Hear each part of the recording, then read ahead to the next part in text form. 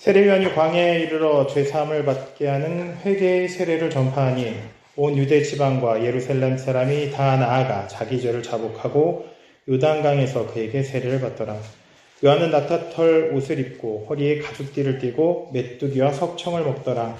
그가 전파에 이르되 나보다 능력이 많으시니가 내 뒤에 오시나니 나는 굽혀 그의 신발끈을 풀기도 감당하지 못하겠노라. 나는 너희에게 물로 세례를 베풀었거니와 그는 너희에게 성령으로 세례를 베푸시리라.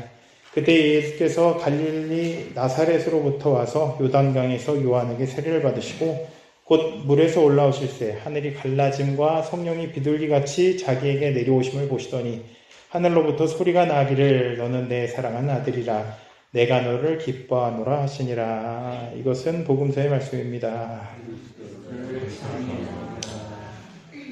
오늘 올해 첫 주일 예배이기도 하고요. 오늘 복음서 말씀을 보게 되면 그 세례요한이 회개 세례를 주고 있는 모습이 나옵니다. 그러자 많은 사람들이 요단강에 나와서 세례를 받는 것을 볼 수 있는데요. 세례요한은 사람들에게 인정받은 선지자였어요. 그래서 그렇게 많은 사람이 세례요한 앞에 나온 것을 볼 수 있는데요. 그런 세례요한이 자신 뒤에 오실 분에 대한 언급을 합니다. 그리고 그분은 자기보다 능력이 더 많고 자기는 그분의 신발끈 푸는 것조차도 감당할 수 없는 대단한 분이라는 이야기를 합니다. 신발끈 푸는 일은 그러니까 간단하게 생각하면 발에 관련된 거는 그냥 성경에 나오는 발에 관련된 일을 하는 사람들은 그냥 종이에요. 그 집안에 있는 가장 낮은 계층에 있는 종이 손님이든 주인이든 그 발에 신을 벗기고 닦고 이런 일들을 했어요. 그러니까 말 그대로 오시는 분이 얼마나 대단하냐면 자기가 그분의 종의 역할을 하기에도 자신이 감당하지 못할 만큼 엄청 대단한 분이 오신다라는 그런 이야기겠죠. 이렇게 대단한 분이 오신다라고 세례요한이 이야기한 이유는 뭘까요? 오늘 창세기 1장에 보면 하나님의 천지 창조 이야기가 나옵니다.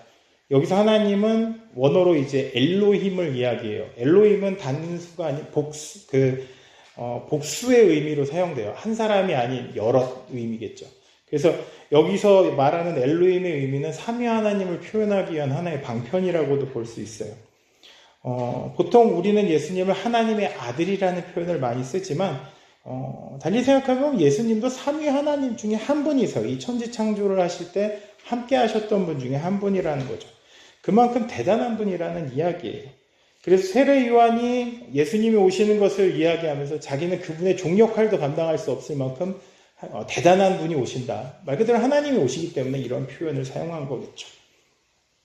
오늘 시편을 보게 되면 여호와를 찬양하는 것을 볼 수 있어요. 여기서 뭐 여러 가지 이야기가 나오죠. 무슨 번개를 표현하기도 하고 여기서 홍수 얘기도 나오고 여러 가지. 그러니까 이 세상 천지 만물을 주관하고 다스리는 분, 그렇게 권능의 능력 있는 분을 표현하기도 하고 그런 분을 우리가 경배하고 찬양해야 될 것들에 대한 근거가 되기도 하는데요.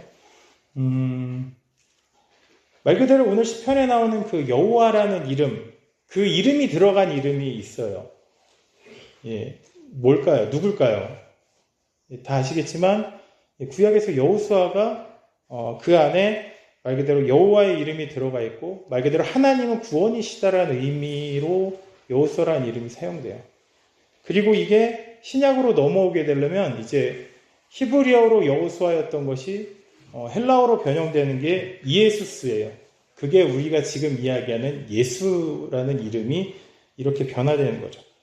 결국은 예수라는 이름은 하나님은 구원이시다라는 의미를 포함하고 있는 여호와라는 하나님의 이름을 가지고 있는 이름이라는 거죠. 보통은 흔한 이름이었어요. 그 당시에. 우리가 구약에 있는 여호수아도 있지만 예수님 시대에 예수라는 이름은 상당히 흔한 이름이었어요. 왜 흔한 이름이었냐면 하나님의 구원이 되시기를 간절히 바라는 염원으로 자신의 자녀들에게 이름을 그렇게 짓는 사람들이 많았다는 거죠. 물론 자녀들에게 그런 이름을 주지만 예수님께서는 그것과는 좀 다른 의미겠죠. 권능의 능력을 가지시고 영광의 하나님이신데 그 하나님이 우리를 위해서 이 땅에 오셨기 때문에 우리를 구원하기 위해 오셨다라는 의미로 어떻게 보면 일반적인 사람들이 쓰는 예수라는 이름과는 조금 다른 의미를 가지고 있다고 볼 수 있겠죠. 많은 분들이 예수님의 십자가 사건을 비극이라고 생각합니다. 그래서 예수님 그렇게 얘기하지만 다시 생각해보면 예수님 기준으로는 무엇이 더 비극일까라는 생각을 해봐야 돼요. 저는 예수님이 십자가에 달리신 것보다 예수님 기준으로는 더 비극은 뭐냐면 이 땅에 오신 것이 정말 큰 비극이라는 거죠.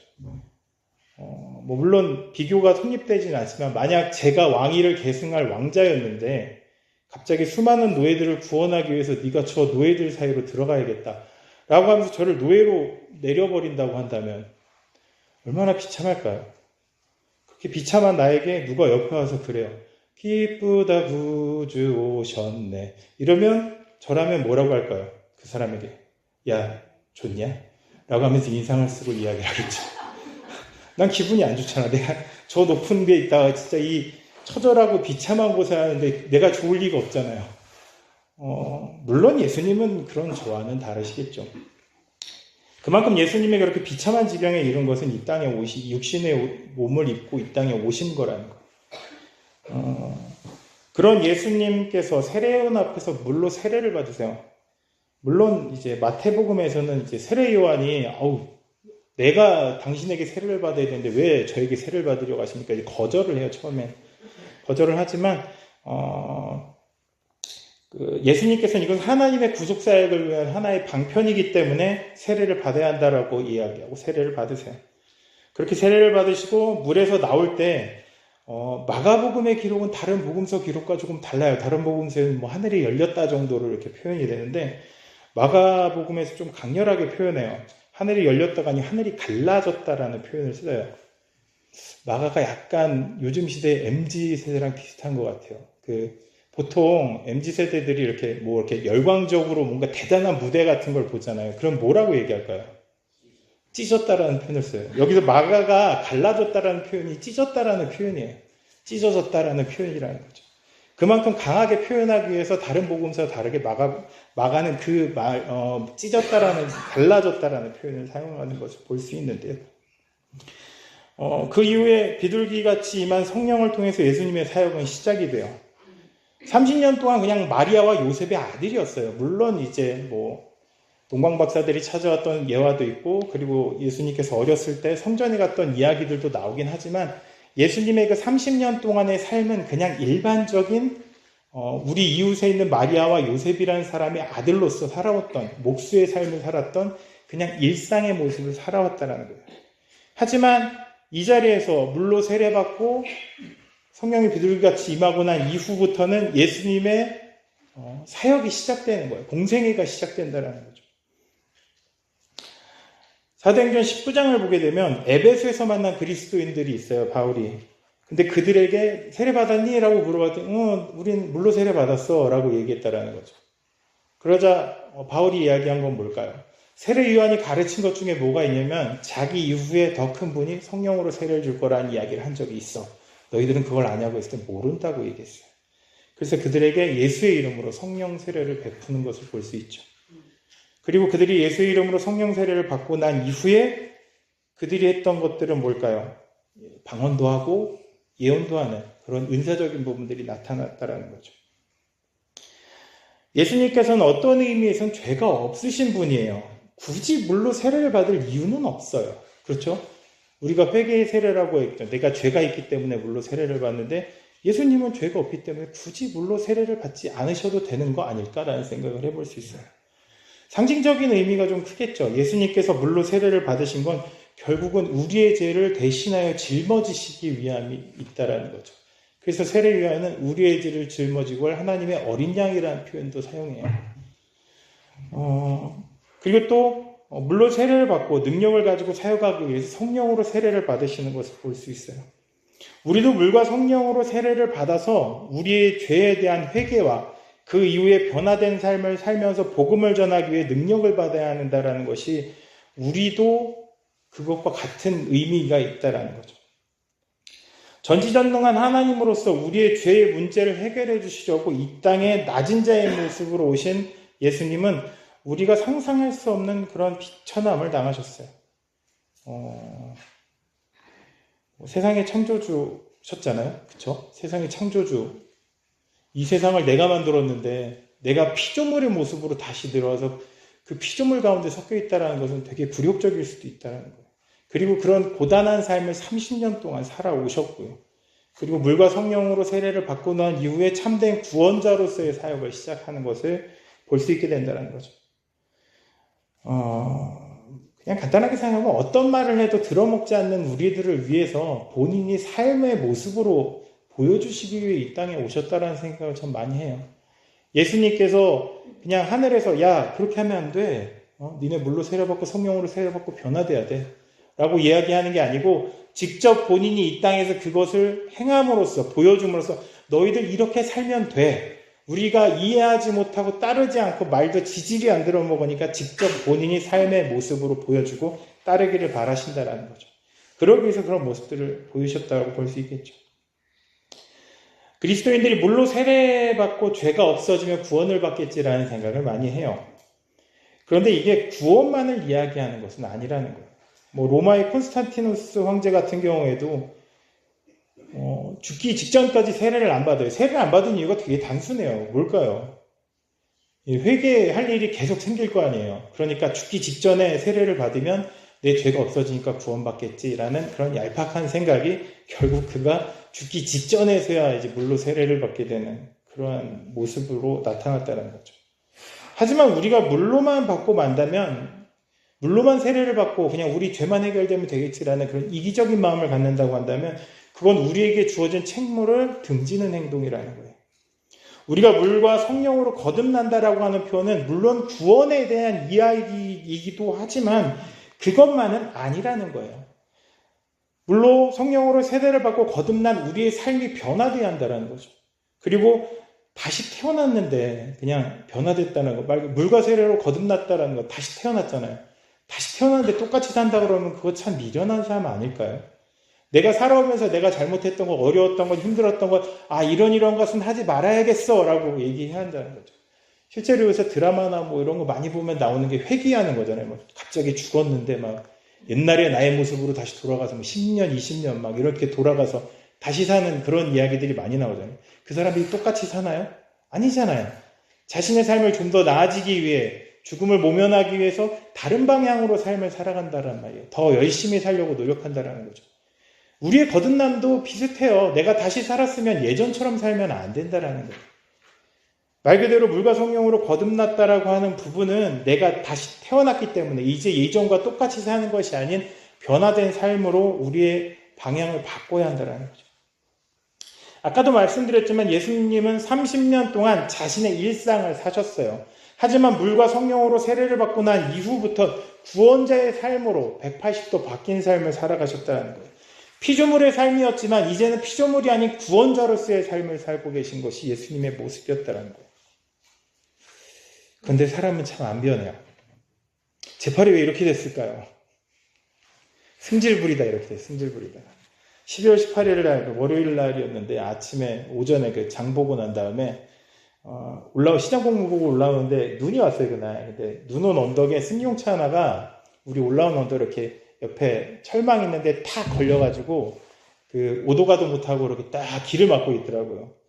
그걸 본 순간 살짝 화가 났어요. 아니 눈이 왔는데 여길 왜 기어 올라올까? 이해가 안 된다. 승용차로. 그리고 올라오지 말라고 표말은 밑에 붙어 있는데 라는 생각하면서 화가 올라오기 시작했는데 또 그 차 바로 뒤에 뭐가 있었냐면 동사무소에서 여기 이제 눈이 오면 이제 얼고에서 잘 안 녹으니까 그분들 원래 하시던 분 아니에요. 원래 안 오시던 분인데 또 이렇게 열심을 내서 와서 이렇게 연막칼슘 뿌려주려고 왔는데 그 차 때문에 못 올라가 계신 거예요. 더 화가 나는 거예요. 그 와중에 또 그 오셨던 분 한 분도 넘어져서 크게 다치셨어요. 그 동사무소 분도. 그래서 그런 모습을 보니까 더 화가 나는 거예요. 그 차에 가봤더니 차주는 없어요. 없어졌는데 불안한 느낌이 들더라고요. 그 사람한테 전화를 했어요. 차에 있는 전화번호를 보고. 전화했더니 어디세요? 라고 얘기했더니 자기가 지금 사고가 났는데 레카차한테 연락이 있는데 2시간 뒤에 온다고 그래서 잠깐 나왔다는 거예요. 등산을 간 거죠. 화가 나는 거예요. 그래서 열이 확 받아가지고 아니 차를 남의 집 가는 앞에 길을 이렇게 막아놓고 등산을 가냐고 해서 막 뭐라고 했어요. 당장 내려와서 차 빼라고. 그 열을 내고 난 다음에 마냥 기다리기가 애매한 거예요. 그 사람 어디 갔는지도 모르고 언제 올지 모르잖아요. 그래서 옆에 언덕이 있어요. 언덕 원래 밟고 가면 안 되는데 그냥 언덕을 밟고 올라와 버렸어요. 밟고 올라와서 그 차에 거의 부딪힐 정도로 바짝 붙어서 옆으로 돌아서 왔는데 다른 차는 못 올라와요. 미끄러져서. 아마 원래대로였으면 미끄러져서 받을 수도 있었을 건데 그냥 빨리 치고 들어가니까 넘어가긴 했는데 그렇게 넘어와서 시장찜들을 내려놨어요. 내려놓고 차를 주차하려고 하는데 갑자기 불안함이 엄습하는 거예요. 갑자기 되게 강한 마음으로 이러다 미끄러질 수 있겠다. 조심해야겠다. 라는 생각을 했어요. 그래서 후진으로 천천히 내려와서 주차를 천천히 했어요.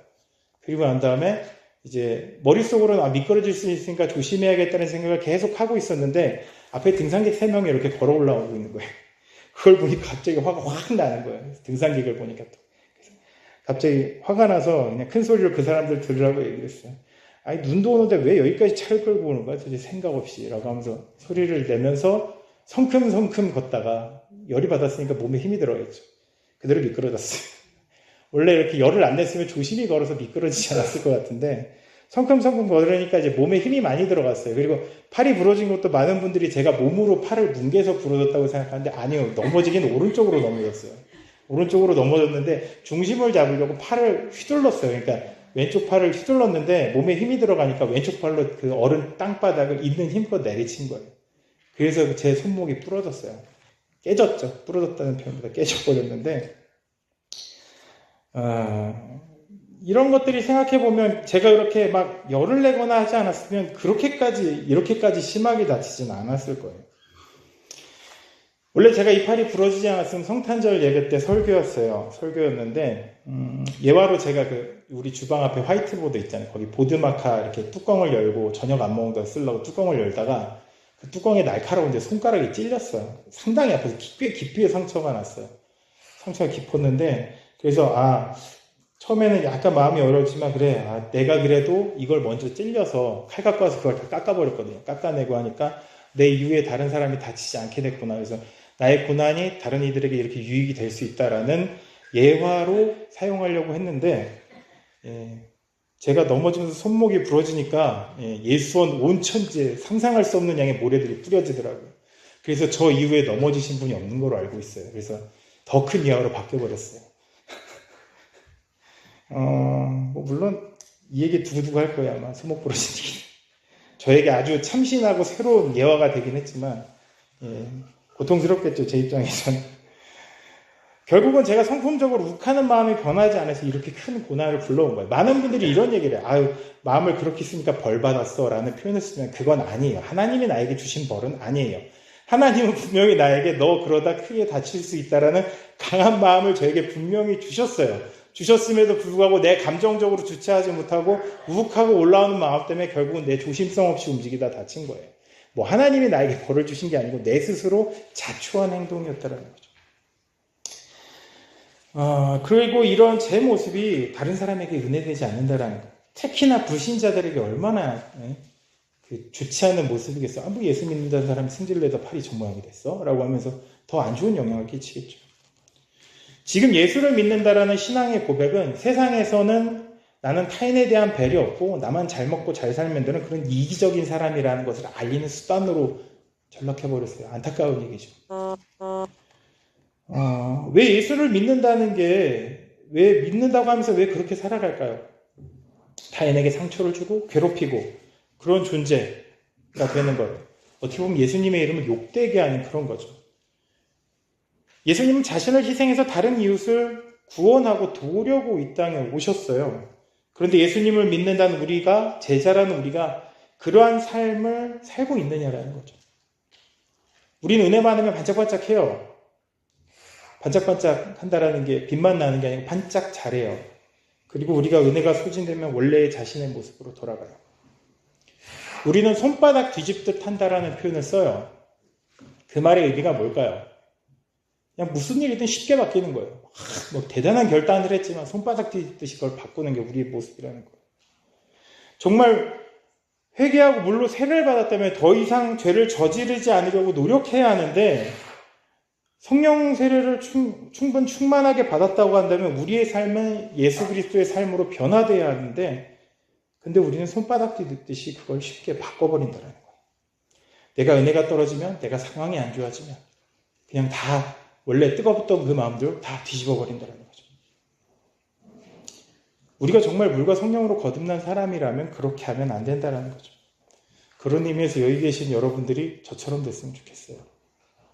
저희가 지금 손바닥 뒤집는 건 상당히 어려운, 엑스레이 찍으러 가면 곡소리 나서 이러면서 막 거기 있는 분들이 찍으면서 조금만 더 난 아파 죽겠는데 그 사람들은 내 손목을 180도로 찍어야 되니까 뒤집어야 되는데 저 뒤집으려면 미치겠는 거예요. 너무 아파가지고. 어제 설교 작업하는데 워드를 쳐야 되는데 보통 시간보다 2배 이상 걸리는 거예요. 그리고 손목도 다 안 돌아가요. 안 돌아가니까 어떻게 치겠어요? 팔을 들고 이러고 쳐야 돼요. 의자를 최대한 내리고, 안 그러면 손목이 아파서 이게 손목이 안 돌아가니까 그런 지경이 되었다는 거죠. 그래서 여러분들이 손목 뒤집는 게 쉽지 않았으면 좋겠어요. 그렇듯이 여러분들의 마음이 그렇게 손바닥 뒤집듯이 막 그 표현을 썼을 때 손목 돌리기 어려운 저처럼 그게 쉽게 돌아가지 않기를 간절히 바라고요.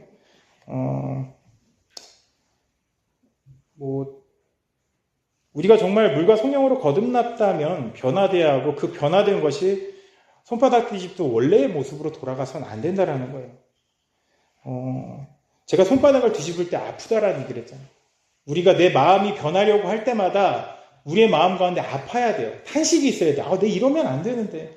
내가 왜 이럴까? 아픔이 있고 탄식이 있어야 한다는 거예요. 그러지 않으려면 노력이 있어야 한다는 거죠. 그리고 또 내 마음이 변하려고 할 때마다 저는 제 손목을 생각하면서 그래, 손바닥을 뒤집을 때마다 여기 철심 박았는데 이만큼 뒤집어도 될까? 라는 염려가 생긴다는 거예요. 여러분들도 그래야 한다는 거예요. 내가 지금 마음이 변하려고 할 때 내가 이러면 될까? 이러면 안 되는 거 아닐까라는 염려가 여러분들 안에 있어야 한다는 거예요. 변화되지 않기 위한 그런 마음을 가져야 한다는 거예요. 그렇게 자극을 줘서 우리가 다시금 돌아가지 않으려는 노력이 필요하다는 거죠. 예수님은 고난과 고통 중에서 우리를 위해 십자가를 선택하셨어요. 그리고 번복하지 않으셨어요. 그래서 우리는 구원을 받을 수 있게 됐다는 거죠. 그런데 우리는 우리에게 주어진 십자가, 저 많은 믿지 않는 사람들을 바라보면서 그 십자가를 선택하지 않고 번복하고 돌아서 버리는 경우들이 있다는 거예요. 결국은 그래서 그들이 구원받지 못할 거예요. 여러분들 지금 머릿속에 많은 사람들이 있을 거예요. 믿지 않는 많은 사람들. 저 사람한테는 복음 전해 소용없어. 의미 없어. 그런 많은 사람들이 있을 거예요. 결국은 그 사람들은 구원받지 못할 거예요. 그러면 그 구원, 그 십자가는 나의 십자가였던 거예요. 내가 내 십자가를 부정한 것밖에 되지 않는다라는 거예요. 그렇기 때문에 우리가 그러한 모습이 아닌 예수 그리스도께서 십자가를 선택하셨고 그 삶을 번복하지 않았듯이 내가 그 사람을 구원해야겠다는 마음이 든다면 마음의 번복이 아닌 그 사람을 위해 애쓰면서 기도하고 그 사람을 위해 노력해야 한다는 거죠. 여기 계신 모든 분들이 손바닥 뒤집듯 변하는 신앙이 아닌 예수님께서 고통과 고난의 십자가를 받아들이셨듯이 여러분도 십자가를 받아들이시고 더 많은 이들을 구원의 길로 이끄시는 참된 제자가 되시기를 기원하겠습니다.